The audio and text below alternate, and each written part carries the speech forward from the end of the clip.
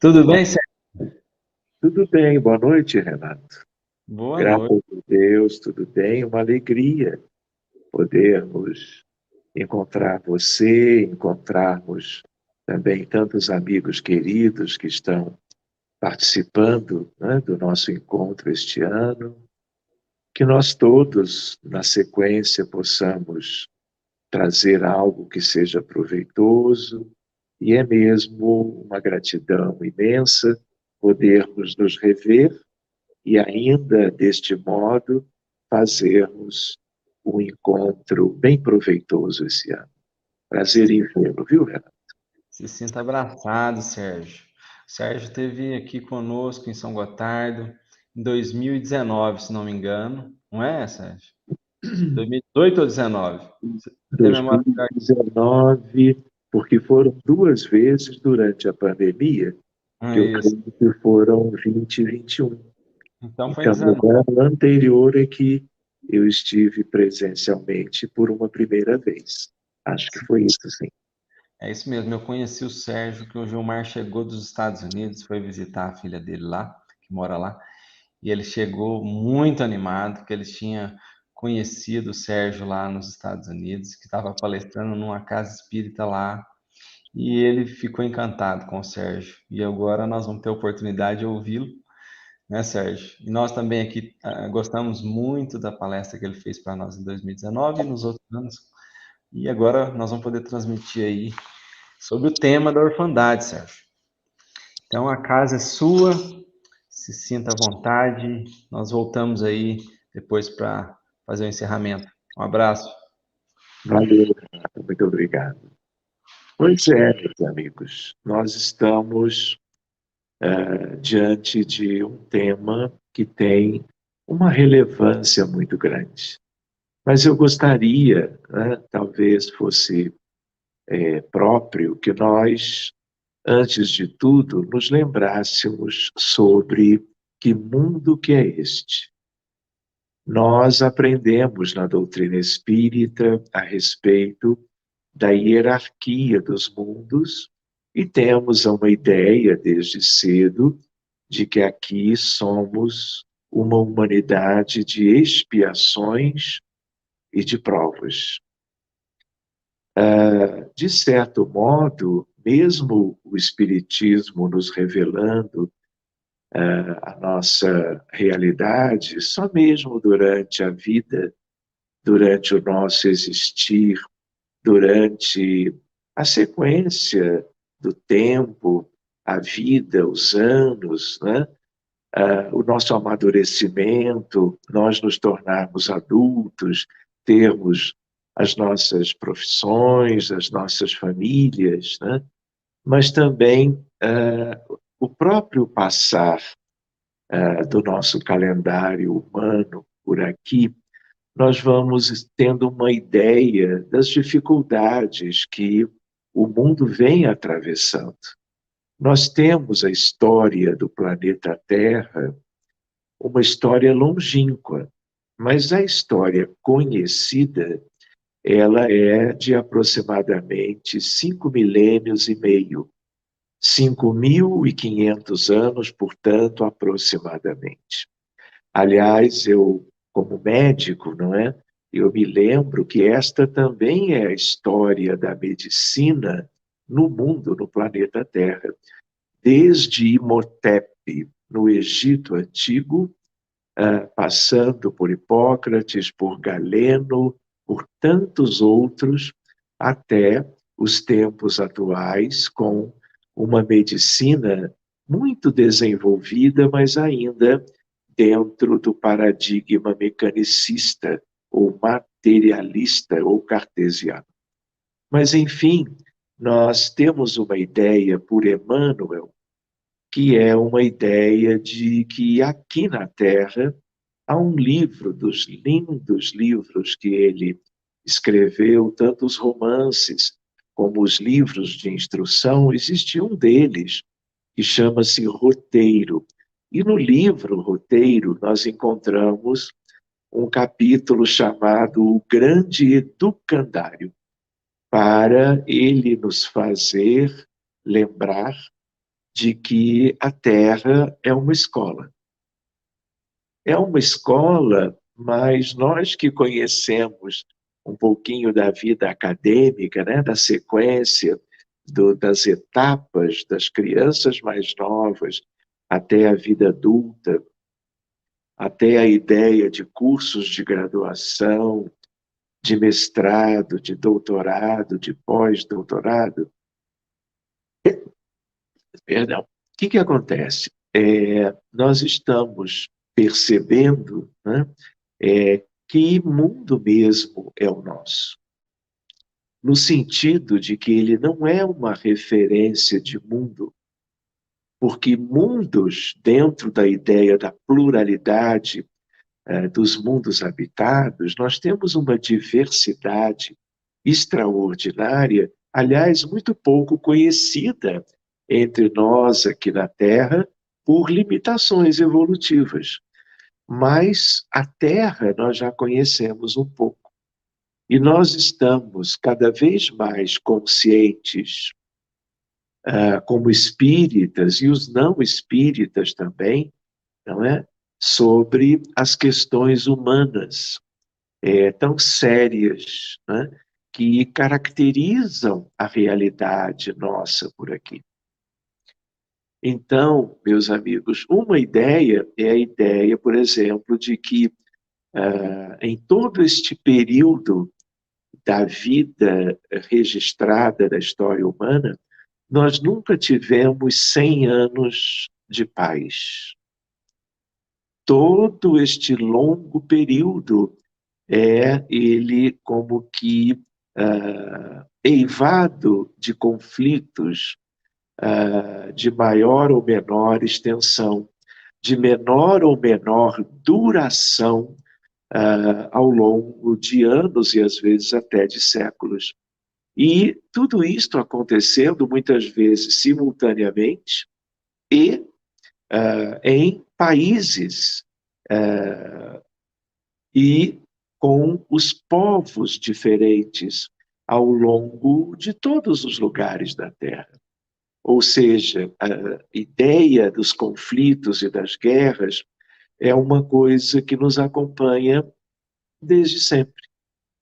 Isso tudo em vista da natureza de inferioridade, de limitações morais que nós trazemos de um passado muito remoto, desde eras primitivas, possivelmente até muitos de nós de outros orbes, lembrando da relação entre Sírios e Capela, Capela e a Terra, tudo é muito antigo, né?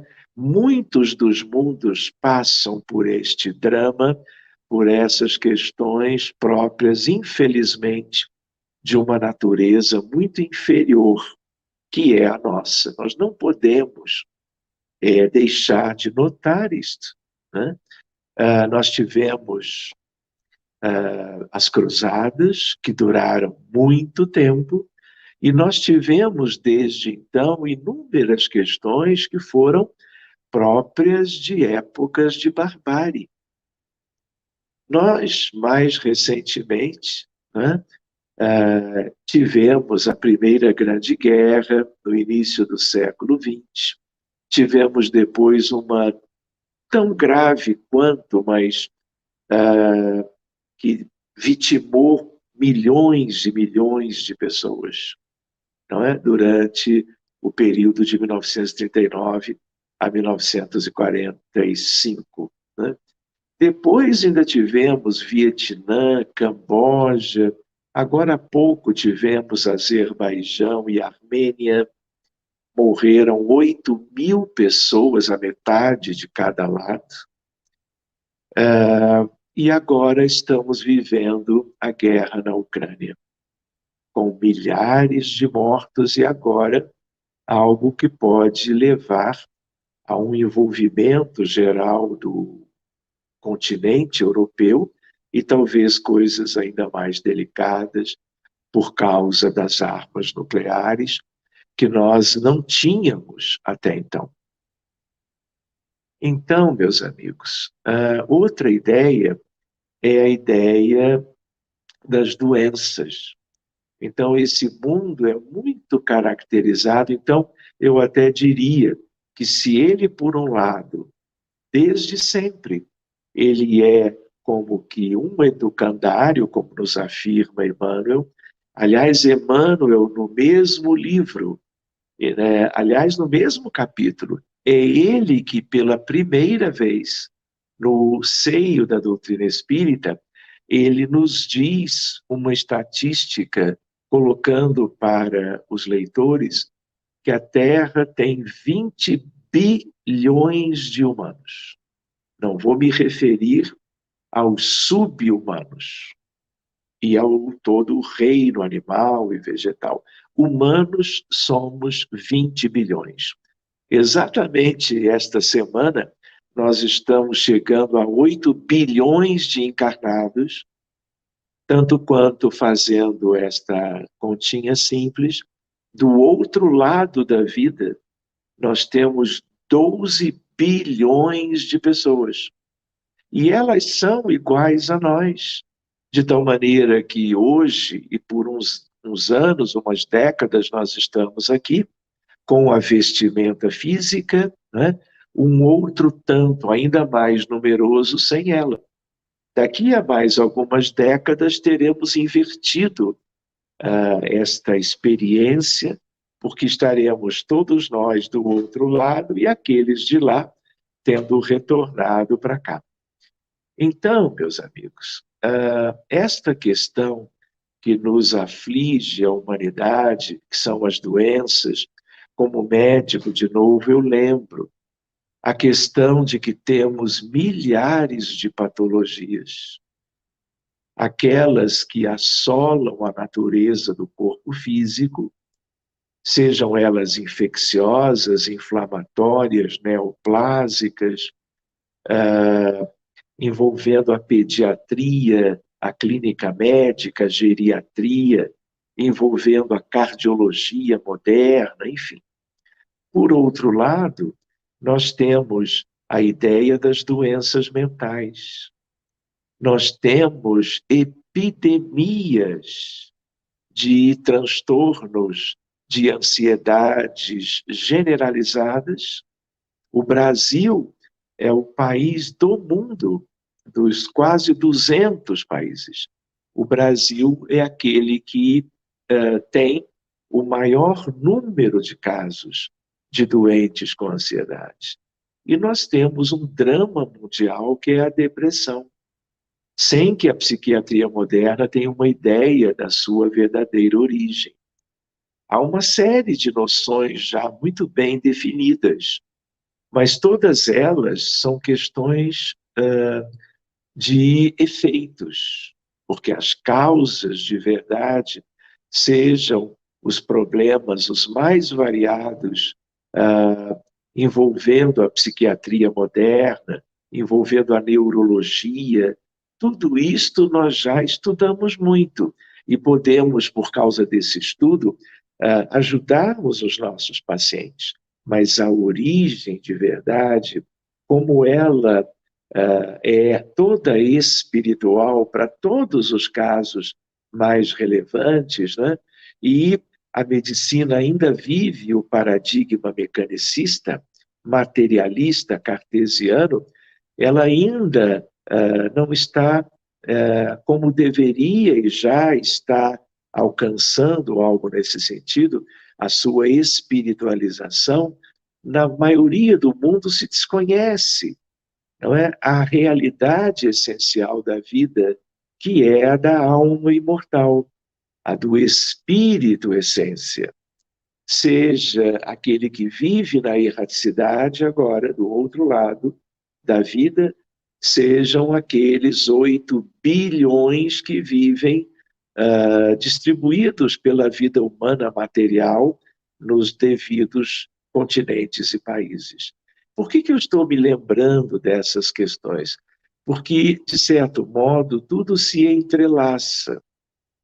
Como também nós podemos dizer que temos outros dramas que fazem parte da ideia deste mundo de expiações e de provas. porque também tem a ver com sofrimentos e testes, como que experiências humanas, no sentido de poderem gerar o aprimoramento do indivíduo, da criatura, a educação do ser para o grande porvir. Um dos problemas é o suicídio. Então, o que acontece? Há um número imenso de pessoas que cometeram suicídio, por exemplo, de 1º de janeiro deste ano até hoje. Então, são aproximadamente 300 mil pessoas no mundo. Por outro lado, temos um outro drama que é muito como que desprezado, ignorado, como que deixado à margem da consciência das coletividades, que é o drama do aborto induzido. Claro, há o aborto espontâneo, que é um outro departamento, um outro universo. Mas, para vocês terem uma ideia, nós temos 25 milhões de abortos provocados por substâncias químicas ou através de processos mecânicos traumáticos envolvendo a curetagem uterina em todos os países. Independentemente das políticas, independentemente das opiniões de governo e da sociedade, o drama está aí. E então, vale a pena nós recordarmos a hipótese de que tudo isto se entrelaça, tudo isto se interrelaciona. E na essência disso tudo, lembrando tanto de vítimas como de algozes. Vítimas somos todos nós, independentemente de qualquer gesto destes elementos que são contrários às leis de Deus, sabidamente. Pelo menos quando nós estudamos as leis de Deus através da doutrina espírita, que é o Consolador prometido. É, por assim dizer, a volta de Jesus, prometida por Ele mesmo há 2000 anos atrás. Então, na medida que nós vamos notando as agruras, as adversidades, não é? O sofrimento que há em toda parte, o que temos hoje, por exemplo, no Brasil, questões impensáveis estão sendo experimentadas, vividas em comunidades pobres, carentes. Nós temos a miséria, a fome, nós temos o desemprego, o desalento, nós temos os dramas, não só no Brasil agora, mas no mundo, que são os efeitos da crise climática, em que nós temos mortes coletivas por causa de terremotos, furacões, enchentes, deslizamentos de terra. Então, reparem, nós como que agora, talvez muito mais do que outrora, nós estamos vendo o sofrimento humano na Terra, como espíritas, como pessoas comuns, como profissionais de saúde, envolvidos com estas questões. Então, nós temos o conhecimento, não é, que se subdivide em ciência, filosofia, religião ou crença, credo, as artes, não é? Tudo isto vai nos mostrando realmente as dificuldades no planeta Terra. Muitas falam sobre regeneração, sobre transição planetária, mas nós estamos muito longe de tudo. Em termos de processo regenerativo, nós podemos claro, fazer uma ideia de que muitas comunidades e famílias em países diferentes e com níveis diferentes de índice de desenvolvimento, né, estão um pouquinho mais à frente. Mas as dificuldades são tão grandes, há um contingente imenso do nosso lado de cá que vive hoje dificuldades que são crônicas e com questões que não se consegue avançar a bem da sociedade, da diminuição do sofrimento que há na Terra de um modo geral hoje e no nosso país, o Brasil em particular.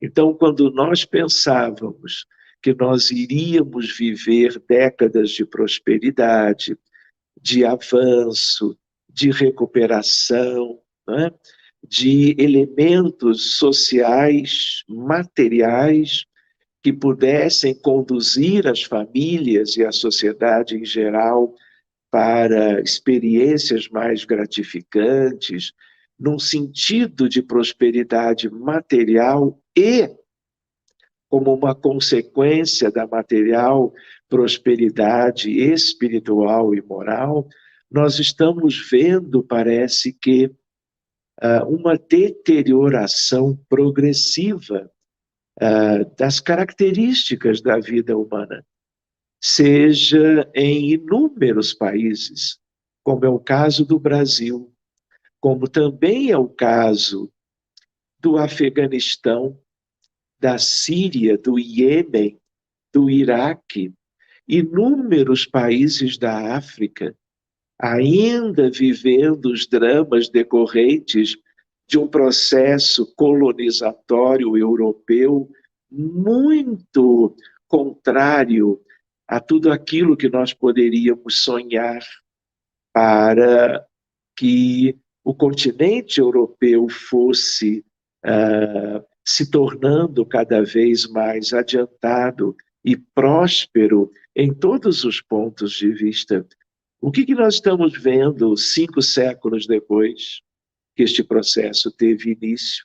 Sofrimento, guerras, disputas étnicas e uma condição social em muitos países que é gravíssima, com a miséria material, a fome e a luta cruel pela sobrevivência. Aí vocês poderiam pensar, o que tem isto com o nosso tema? Então, quando eu lembrava antes de ver isso tudo com um prisma da espiritualidade, nós vamos vendo, não é, que a família, que é a célula viva da sociedade, é o núcleo essencial da vida no planeta Terra. Nada é mais importante do que a família, seja uma família de uma pessoa só, que por alguma razão escolheu que seja assim, ou que foi diferente antes e agora há apenas um remanescente. Seja a família mais ou menos numerosa. Cada vez mais o estudo da família é mais precioso, nos dá o verdadeiro valor da vida humana em termos da grande sociedade. Aprendemos, não é, no livro O Evangelho segundo o Espiritismo, a ideia da parentela corporal e a parentela espiritual, mas tudo é parentela, tudo é como que vida em família, sem esquecermos a noção da grande família da humanidade inteira na Terra, dos tais 20 bilhões que nós poderíamos incluir os 12 bilhões dos desencarnados, mesmo que nós não os vejamos no dia a dia. mesmo que aparentemente sejam dois mundos separados, mas na verdade é uma família só. E nós interagimos, se quisermos, de mil modos uns com os outros, para que pensemos que quanto mais interação, mais avanço, mais progresso, mais comunhão e mais neste laboratório extraordinário que é a família humana, nós vermos a melhor ocasião, o melhor cenário ao longo das eras e ao longo das nossas vidas anteriores, tanto quanto agora. Seja qual for o perfil do nosso ambiente familiar, com mais harmonia, com menos, com mais crianças, menos crianças, com crianças dentro da parentela corporal ou crianças da parentela espiritual que, por exemplo, foram adotados por um pai, por uma mãe, por um casal, seja um casal constituído de modo mais habitual, sejam uniões afetivas que também geram crianças ou adotam as crianças do mundo. Então, só para vocês terem uma ideia, nós temos no Brasil esse grande desafio: 80 mil crianças são abandonadas nas ruas brasileiras. E, portanto, são 80 mil brasileirinhos que estão nas ruas todos os anos. E, é claro, passando uma década, tudo isto pode se modificar para um lado ou para outro, mas gerando uma demanda extraordinária e uma população tipicamente a viver nos ambientes das ruas. E, claro, quanto maiores as dificuldades sociais, quanto maior a pobreza, mais esse contingente é expressivo. Em países de primeiro mundo é diferente, mas aí também eles existem.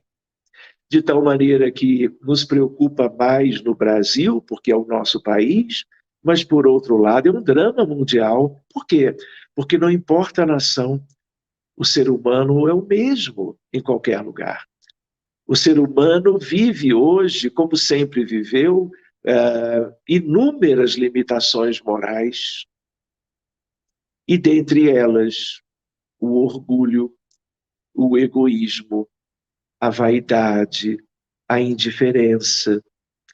Poderíamos pensar numa tríade devastadora, mas incluímos a indiferença para que ela, que tem tanta prevalência no mundo, justifique tantas das nossas dificuldades sociais, humanas, familiares. Não é verdade?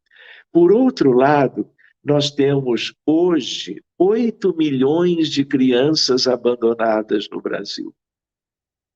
É o somatório, claro, de abandonos mensais ao longo de muitos anos. Então, essa é a nossa realidade. Então, nós não podemos mais fazer de conta que esses dramas não existem. Não é porque nós temos algum conforto, uma profissão definida, uma escolaridade qualquer, e fomos filhos de pais que nos cuidaram, que nos educaram muito bem, isso não justifica a insensibilidade e o egoísmo. De tal maneira que nós temos que prestar atenção na realidade, porque nós não podemos viver à margem dela por mais tempo. Por outro lado, uma questão parecida é que 2 milhões de crianças estão agora vivendo nas ruas, sujeitas à prostituição, sujeitas ao abuso, à fome, sujeitas às doenças, porque elas não recebem a devida proteção. Então, nós precisamos lembrar, não é, a relação do contexto familiar com o drama social no Brasil e no mundo. E nós não podemos continuar com esta inércia que é fruto da insensibilidade, de nós estarmos tapando os olhos como se isso não fosse algo que nos pertencesse, como se fosse problema dos outros. E, na verdade, não é. Então, pensando nessas questões, pensando, por exemplo, não é, nos orfanatos, existem aqueles que são públicos e aqueles que são privados, no mundo inteiro.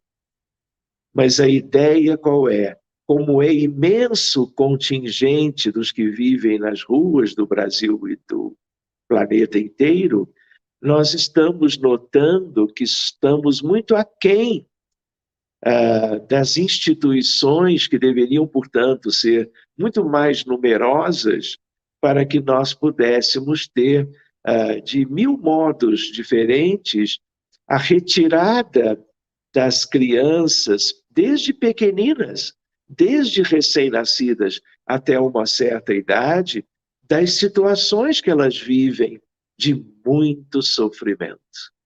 Vocês não podem imaginar o que é o sofrimento de crianças que não têm os parâmetros afetivos, que não possuem elementos que são essenciais até para o neurodesenvolvimento do cérebro, portanto, das crianças, o que poderá gerar problemas no decorrer da juventude e da vida adulta, se é que estas crianças sobreviverão.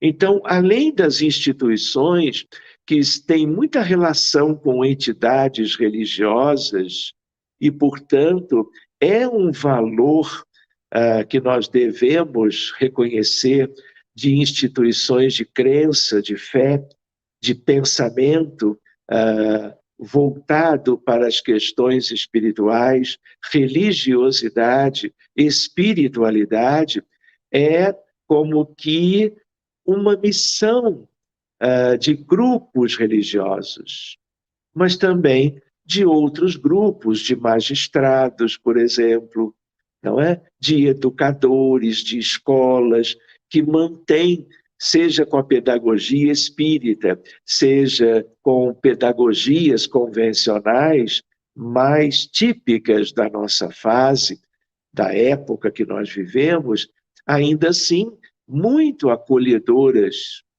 mas há uma desproporção enorme. Daí a gravidade deste tema.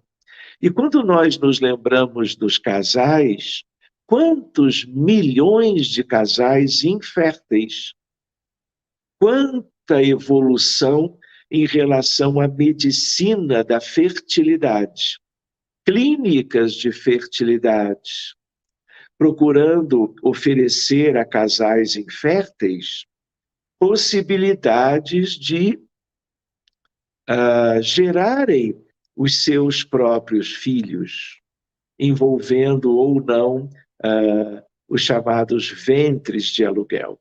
Ou seja, que bom, não é, que muitos casais desejam materializar o sonho da maternidade, da paternidade, né? Nada mais louvável numa ideia de darem sequência à questão da parentela corporal.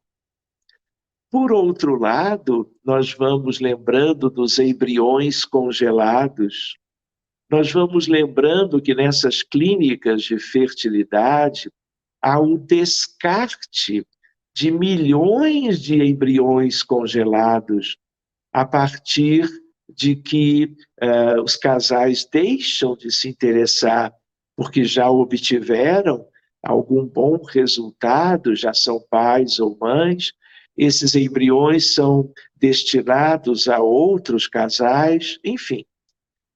É uma ciência a favor do desenvolvimento humano, das realizações de sonhos da humanidade. Mas, por outro lado, nós temos que valorizar a importância dos órfãos. Nós temos o Brasil mais violento do que toda a sua história. Nós temos inúmeros casos, não é, de infanticídio, em que as crianças, fossem elas abrigadas em lares ou não, morrendo todos os dias. Aqui no Rio de Janeiro, em São Paulo, no Nordeste, na Amazônia, no sul do Brasil, nós temos casos e mais casos. Mas nós também temos a ideia de que existem perspectivas de crianças que foram abandonadas através de vivências dramáticas dos pais. Muitas vezes, a partir de uma negação quanto à pretensão de mães ou de pais de continuarem cuidando da sua prole, vamos chamar assim, dos seus pequenos, das suas crianças, e ao abandono de adultos quanto a elas, abandonadas no próprio lar. Quantas vezes as mães ou pais abandonam as crianças? Quantas vezes os pais vão viver suas vidas lá fora e deixam as crianças sendo cuidadas apenas pelas mães, que fazem um esforço enorme para fazerem frente aos desafios do que seja alimentar uma criança, dar-lhe carinho, assistência, não é? Cuidar de quando ela adoece. Tudo isso é um desafio muito grande, mas aí vem o drama social, vem a desigualdade. Lembrando que não só no Brasil, mas muito aqui, nós temos famílias, nós temos casais, nós temos crianças e jovens vivendo um calvário de sofrimento. Muitas vezes dentro de casa, por causa de violência familiar, de tal maneira que isto é lamentavelmente comum na vida em qualquer região do nosso país, e não é diferente em muitos outros lugares. Mas nós não podemos esquecer que nós sejamos espíritas. Nós temos uma ideia de quem são as crianças. Nós sabemos que todas as crianças, independentemente dos vínculos que nós temos com elas, são espíritos. De tal maneira que todas, sem exceção. E a ideia de espíritos como elementos imortais, cada um com uma longa história pretérita e que venha a viver a experiência desafiadora na vida atual, trazendo as suas carências evolutivas, trazendo o que vai viver de provas e, sobretudo, de expiações. E vamos dizer assim, as crianças órfãs, elas já, em geral, chegam trazendo um drama como que imenso, desde o princípio da vida. E a nossa humanidade, em grande maioria, ainda somos insensíveis, indiferentes. De tal maneira que, na medida em que nós entendemos a importância da adoção, a adoção por instituições que vão se transformar em instituições maiores ou menores acolhedoras das crianças, nós temos os casais que adotam. E nós temos que incentivar isto. Nós temos que incentivar a vinda dos espíritos para novas experiências reencarnatórias, acolhidos por pais e mães, por famílias típicas. Mas hoje em dia também existem as famílias atípicas e elas muitas vezes são muito acolhedoras, outras não. Tanto quanto famílias típicas muitas vezes não querem saber de crianças próprias da parentela corporal, também não querem saber de crianças de parentelas espirituais, porque geradas por mães e pais, portanto, da comunidade, ou até de outras comunidades. Quantas vezes pessoas que são conhecidas na mídia, na televisão, atrizes, atores de novelas, por exemplo, do cinema, que vão à África, por exemplo, né, buscando trazer para cá, ou para os Estados Unidos, por exemplo, crianças de outros continentes, especialmente da Ásia e da África. Por quê? Miséria, pobreza, orfandade. De tal maneira que em guerras civis morrem os adultos, não é? As mães sozinhas acabam morrendo de doenças muito cedo e as crianças sobrevivem. As que sobrevivem são um desafio. E o outro é o acolhimento das crianças que desencarnam, fruto dos mais graves problemas que a humanidade tem hoje, e que precisarão serem acolhidas do outro lado, por almas amorosas, como é o caso, por exemplo, vocês imaginam, de 1º de janeiro de 2022 até hoje, 25 milhões de abortos. O que é isso? Tragédia. É um infanticídio, não é verdade? E aí, o que acontece? 25 milhões na metade do ano. Outro tanto até o 31 de dezembro. E aí, o que acontece? Do outro lado, esses espíritos que veem a interrupção dos seus projetos reencarnatórios, eles sofrem algo que é inimaginável. E uma minoria é capaz de compreender os gestos, as atitudes, as escolhas equivocadas dos pais. Cada um assumindo as respectivas responsabilidades. E aí o que acontece? Esses espíritos perderam mais uma oportunidade de renascerem e vão viver do outro lado, muitas vezes, vamos dizer assim, um ressentimento enorme. Muitos que não perdoam, eles vão desenvolver o ódio quanto àqueles que promoveram o seu sofrimento. É claro que tudo tem a ver com lei de causa e efeito, ação e reação, lei de responsabilidade pessoal, mas ainda assim é inevitável as consequências que vão chegar para cada um dos envolvidos mais cedo ou mais tarde. Mas para os espíritos que não conseguiram reencarnar, eles muitas vezes descem para as regiões umbralinas inferiores, ou até, por causa do ressentimento, para as regiões de trevas. E eu me lembro muito bem, afora outros estudos, quando André Luiz pergunta: Lísias, o que são as trevas?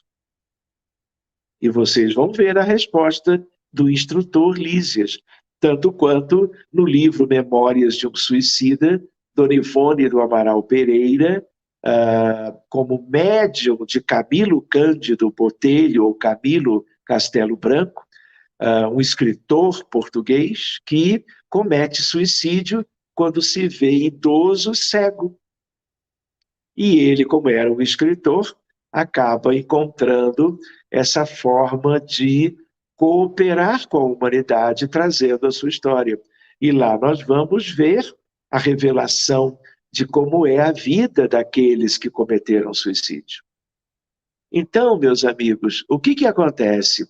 Nós precisamos trabalhar a consciência da orfandade, dos milhões de órfãos que nós geramos a cada intervalo de tempo no mundo, tanto quanto a importância da adoção. Então, há em todos esses aspectos uma demonstração da nossa ignorância, das nossas imperfeições, das nossas inclinações mais e dos nossos vícios morais. Então, para que nós estamos na Terra? Não tem a ver isto com a ideia de desenvolvermos a empatia, a compaixão, a solidariedade, a fraternidade legítima, a caridade desinteressada, a humildade, a resignação, a aceitação, ou seja, nós temos um rol de virtudes que nos faltam, que talvez um ou outro tenha desenvolvido, a essa altura, indícios, elementos, não é? Até um determinado nível, mas nós continuamos profundamente necessitados de desenvolvimento. E em meio a tantos convites, eu diria, espirituais, porque divinos, para que nós nos aperfeiçoemos, para que nós busquemos a construção do homem de bem em nós próprios, nós também estamos vendo que uma questão que é kármica, uma questão que é universal no planeta Terra, que, aliás, é um mundo à parte. Isso aqui não é exemplo, referência de mundo. Pelo contrário, é educandário de escola primária. E é hospital para doentes espirituais muito graves. E no Brasil, talvez, apesar do sonho de Humberto de Campos, a partir da obra Brasil, Coração do Mundo, Pátria do Evangelho, que é uma obra monumental, não é, que nos permite sonhar, mesmo com tantas agruras quanto ao futuro, nós vamos vendo o quanto nós estamos distantes, o quanto nós não agimos de verdade solidariamente no dia a dia, durante as nossas reencarnações. E assim como nós temos inúmeros outros convites a uma transformação, a uma educação moral e de sentimentos para que nos aperfeiçoemos em relação ao grande porvir, a questão das criancinhas. É uma questão de uma importância extraordinária, e não foi por outro motivo que há 2000 anos, quando Jesus estava numa determinada ocasião, em meio aos aqueles que já eram adultos, não é? Em meio aos discípulos, tanto quanto alguns dos apóstolos, vejam só, espíritos preparados, espíritos de uma grandeza, claro que eles estavam submetidos às limitações do corpo físico, que nos limita muito, mas mesmo com essas limitações, eles queriam que as crianças ali presentes não chegassem perto do Cristo, de Jesus de Nazaré, em meio àquelas confabulações que eles faziam entre si, em tratativas importantes para o que viria a compor a cristandade depois. e Jesus nos dá um exemplo extraordinário, que é aquela ideia dele dizer, não, deixai, venham a mim as criancinhas. E, na verdade, a todos aquelas que se assemelhem às criancinhas. Então, é recordando de Jesus que nós vamos pedindo licença para concluir este breve estudo, esta pequena lembrança de alguns itens que possam ser motivadores para nós, lembrando-nos, claro, sempre dele, o Divino Mestre Jesus, quando ele deixou tão claro para nós o valor das crianças. E se houve algo a benefício da humanidade, a benefício da vida delas entre nós estudamos com Kardec. Nas obras básicas, como são chamadas, leia-se o Livro dos Espíritos, o Evangelho segundo o Espiritismo, tanto quanto o livro dos médiuns, Céu e Inferno, Obras Póstumas e a Gênese.